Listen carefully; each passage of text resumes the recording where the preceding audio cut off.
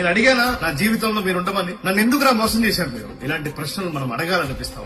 ఊరికే పోయే రిలేషన్షిప్స్ ని ఫెవికాల్ గమ్ములాగా అతికించుకొని వాళ్ళు వెళ్ళిపోతానంటుంటే అదేమో రాదు. దాన్ని సాగదీసి 100 డిప్రెషన్ లో పోతాం. బంధాలని ఎంత ఈజీగా రాణిస్తున్నావో అంతే ఈజీగా పోనివ్వాలా?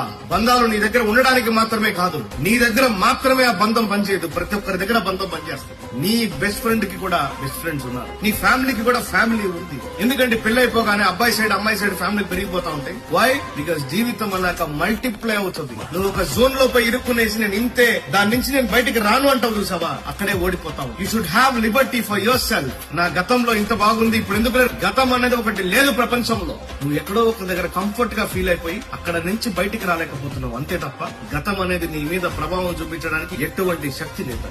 గాయములో గర్జించిన వారికి సింహాసనం దక్కుతుంది.